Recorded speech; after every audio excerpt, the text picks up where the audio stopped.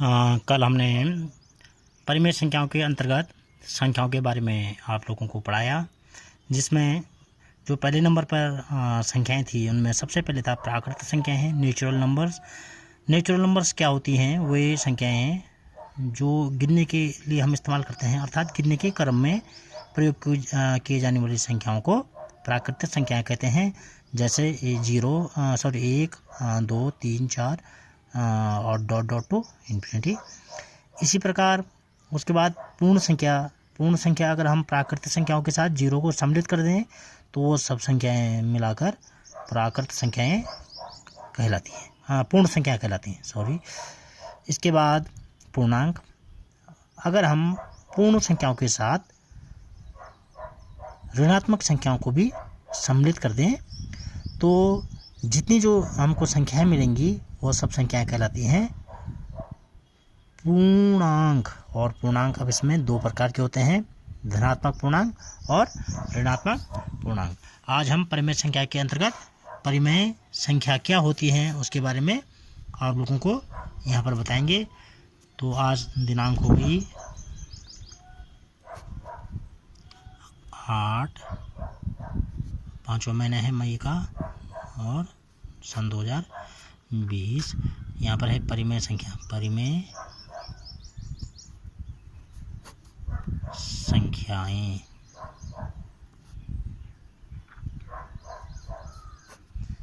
देखिएगा यहाँ पर आप। अब परिमेय संख्याएं क्या होती हैं? वे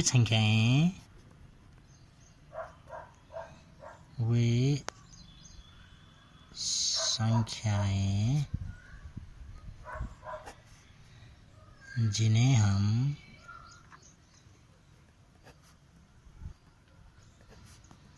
P/Q के रूप में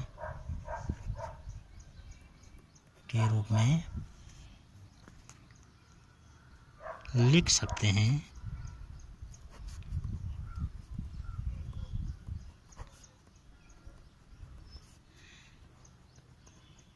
परिमेय संख्याएं कहलाती है।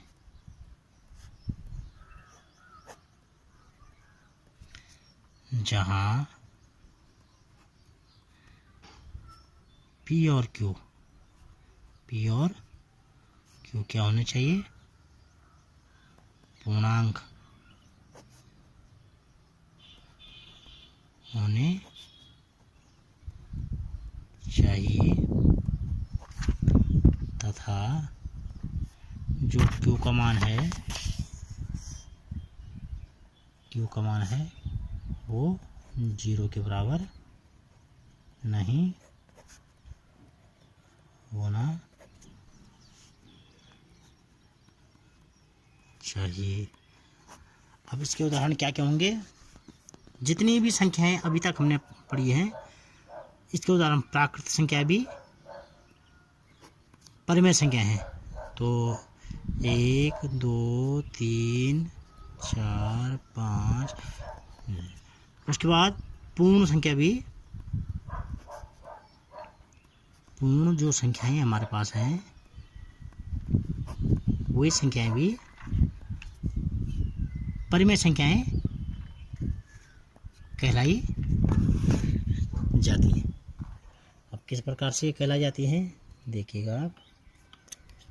ये हवा की यहाँ पर दिक्कत हो रही है, बनाने में प्रॉब्लम हो रही है, हवा चल रही है। तो आप देखिएगा ये डॉट डॉट डॉट ये आगे बहुत सारे चलेंगे। पूर्णांक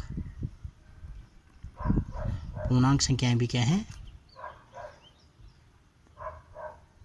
पूर्णांक क्या है? पूर्णांक जैसे हो गया 0, इधर 1, 2, 3, 4, 5, 6, आगे बहुत सारी संख्याएं हैं। इसका मतलब है इधर -1, -2, -3 डॉट डॉट। कहने का मतलब है अगर ये परिमेय संख्या है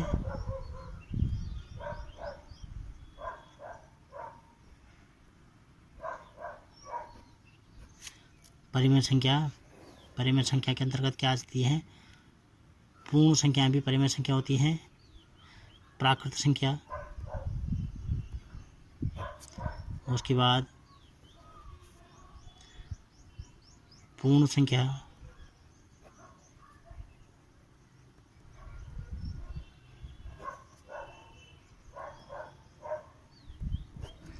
और पूर्णांक। सब संख्याएं क्या होती हैं?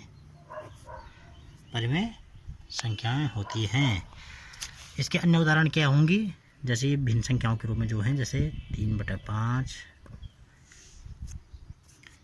1/4, 2 -5, शून्य। शून्य भी प्राकृतिक संख्या है। शून्य को हम किस प्रकार से P/Q के रूप में लिखते हैं? शून्य = 0/1, 0 = 0/1। 0 अगर हम 1 का भाग हम 0 में देंगे तो हमको 0 ही प्राप्त होता है। ये हमारे पास P/Q के रूप में, इसलिए क्या है? परिमेय संख्याएं हैं। परिमेय संख्याओं के बहुत सारे उदाहरण हैं, तो डिटेल में तो आप लोगों को क्लास में ही बताया जाएगा। तो अब यहाँ पर जैसे अब मैं एक थोड़ा छोटा सा एग्जांपल देते हैं। जैसे यहाँ पर हमने कहा 5 परिमेय संख्या है, हम इसको P/Q के रूप में कैसे लिखते हैं? तो 5/1, 1 का भाग, 1 का डिवाइड अगर हम 5 में अगर 1 का डिवाइड करेंगे तो हमको क्या मिलेगा? 5 ही मिलेगा। तो ये क्या है? P/Q की फॉर्म में है, P/Q के रूप में है।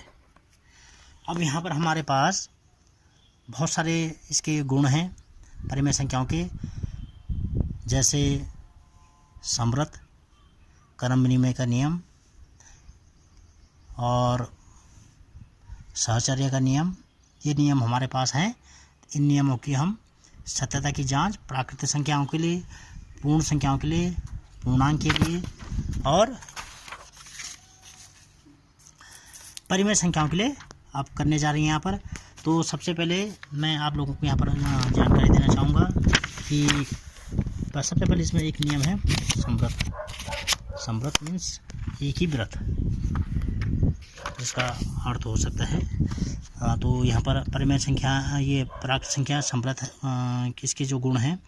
समृद्ध का गुण जो है, समृद्ध मतलब एक ही। अब प्राकृतिक संख्याओं के लिए समृद्ध का गुण जो नियम है वो लगाते हैं प्राकृतिक संख्याओं के लिए। प्राकृतिक संख्याओं के लिए इस नियम को हम करते हैं कि समृद्ध प्राकृतिक संख्याएं समृद्ध किन किन संख्याओं के लिए है और किन के लिए नहीं है। तो समृद्ध में 4 प्रकार की इसमें प्रॉपर्टी होंगी। प्लस के लिए, माइनस के लिए, मल्टीप्लिकेशन के लिए और डिवीजन के लिए समृद्ध है। तो अब हम देखते हैं समृद्ध का मतलब एक ही व्रत के अंतर्गत जो संख्या होंगी उनको बोलेंगे समृद्ध। तो जैसे हम प्राकृतिक संख्याओं का हमारे पास ये व्रत है, प्राकृत संख्याओं का ये व्रत हमारे पास है। प्राकृतिक संख्या आप जानते हैं 1 2 3 4 5 6 7 8, आगे बहुत सारी संख्या हैं। अब इसमें हम योग का नियम लगाते हैं। समृद्ध योग पहले हम लेते हैं योग। जैसे हमने यहाँ से इस कोई दो संख्या ले ली है, 2 + 3, 2 + 3 = 3 + 2। तो दोनों कंडीशन में क्या प्राप्त हो रहा हमको? 5। तो जो समृद्ध का नियम है वो योग के अंतर्गत, प्राकृतिक संख्याओं के योग के अंतर्गत सत्य है। उसके बाद है ऋणात्मक घटाने के लिए योग घटाना के लिए ये नियम सत्य होगा अथवा नहीं। तो यहाँ पर हम उसका जो सत्यता की जांच है वो कर रहे हैं। जैसे हमने एक संख्या 2 ली और उसमें से घटा दिया है, ये 5 भी क्या है? ये प्राकृत संख्या हमको प्राप्त हो रही है। यहाँ पर हमने 2 - 3 कर दिया है। अब जब 2 - 3 प्राप्त किया हमने तो हमको क्या मिला? बड़ी संख्या ऋण का चिन्ह है, छोटी संख्या धन का चिन्ह है। तो जो बड़ी संख्या का चिन्ह था वही चिन्ह आगे आता है। तो 2 - 3 कितना हो जाएगा हमारे पास? -1 हो जाएगा। और एक क्या है? प्राकृत संख्या नहीं है। ये क्या नहीं है? प्राकृत संख्या, प्राकृत संख्या नहीं है। तो अब यहाँ पर हम क्या बोल सकते हैं कि समृद्ध मतलब इसी व्रत की संख्या प्राप्त होनी चाहिए हमको, जो व्रत के अंतर्गत हमारे पास 1 2 3 4 5 6 7 8 9 10 आगे तक बहुत सारी संख्या होंगी, लेकिन हमको जो -1 प्राप्त हुआ वो इस व्रत की संख्या नहीं है। तो अब हम यहाँ पर यह कह सकते हैं कि जो समव्रत का जो नियम है, समव्रत का जो गुण है प्राकृतिक संख्याओं के घटाने के लिए लागू नहीं होता, सत्य नहीं है। तो घटाने के लिए प्राकृतिक संख्या नहीं है, तो घटाने के लिए ये नियम सत्य नहीं है। इसी प्रकार अब हम गुणन के लिए यहाँ पर देखेंगे। गुणन के लिए, अब गुणन के लिए जैसे हमने किया 2 गुणा किया 3, यहाँ पर 2 संख्या ले ली, ये 6 है। तो 6 भी क्या है, 6 इसी व्रत की संख्या है, तो ये 6 क्या है, समव्रत है, समव्रत है। ये प्राकृतिक संख्या ये समव्रत है, योग के लिए समव्रत है, योग के लिए यहाँ पर देखिएगा अब योग के लिए समव्रत है, समव्रत है। घटाने के लिए समव्रत नहीं है, समव्रत नहीं है। गुणन के लिए समव्रत है। अब भागफल के लिए देखते हैं, भाग के लिए यहाँ पर देखते हैं, इसी को लेते हैं 2/3।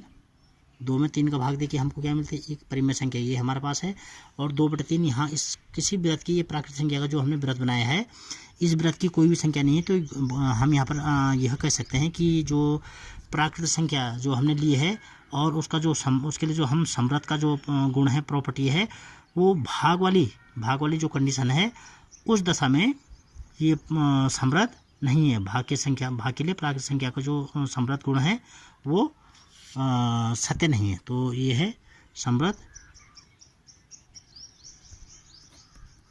नहीं है।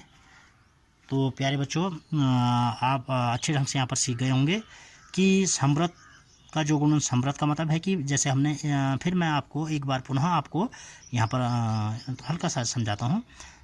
समव्रत का मतलब हमने एक व्रत लिया और प्राकृतिक संख्या का एक व्रत लिया है, उस व्रत के अंदर हमने प्राकृतिक संख्या लिख दी, उन संख्याओं पर हमने योग, घटाना, गुणन और भाग के नियम लगाने हैं कि अगर उस व्रत की हम 2 संख्याओं को जोड़ करते हैं तो उसी व्रत की संख्याएं प्राप्त होंगी। अगर उसी व्रत की संख्या आती है तो योग के लिए समव्रत है। प्राकृतिक संख्या क्या है, योग के लिए समव्रत है। अगर उसी व्रत की किन्हीं 2 संख्याओं को मैं घटा देता हूँ और घटाने पर हमको उस व्रत की संख्या प्राप्त होती है तो समव्रत है, और नहीं प्राप्त होती है तो समव्रत नहीं है। प्राकृतिक संख्या घटाने के लिए समव्रत नहीं है। जैसा हमने यहाँ पर 2 - 3 किया, 2 - 3 करने के बाद हमारे पास क्या है, यहाँ पर देखिए यहाँ पर -1 प्राप्त हुआ है। तो -1 इस व्रत की कोई भी संख्या नहीं है, क्योंकि हम जानते हैं -1 प्राकृतिक संख्या नहीं है। तो घटाने के लिए ये क्या नहीं है, समव्रत नहीं है। इसके बाद हमने इसी 2 और 3 जो संख्या ली, इसी में गुणन का जो प्रॉपर्टी है वो लगा, यहाँ पर हमने गुणन की क्रिया की है। तो यहाँ पर क्या मिला हमको, 2 × 3 = 6। तो ये 6 क्या है, इसी व्रत की कोई एक संख्या है, और हम जानते हैं कि 6 प्राकृतिक संख्या है, तो ये क्या है, समव्रत है। 6 अगर हम 20 × 30 करते 600 होगा, तो 600 भी प्राकृतिक संख्या होती है। आप इतना जानते हैं, मैंने आपको कहा ना, आगे अनंत तक जाएगा ये, जहाँ तक हम गिन नहीं सकते हैं। भाग के अंतर्गत भी क्या नहीं है, समव्रत नहीं, क्योंकि 2/3 क्या है, प्राकृतिक संख्या नहीं है। तो आप लोगों को ये अच्छे ढंग से समझ आया होगा। तो आप ये क्वेश्चन आप लोग अच्छे ढंग से करेंगे, और अगर किसी भी हेल्प की आपको आवश्यकता पड़ती है तो आप मुझे, कहीं पे डाउट होता है तो आप मुझे फ़ोन करके भी जानकारी प्राप्त कर सकते हैं। आज के लिए बस इतना ही, धन्यवाद।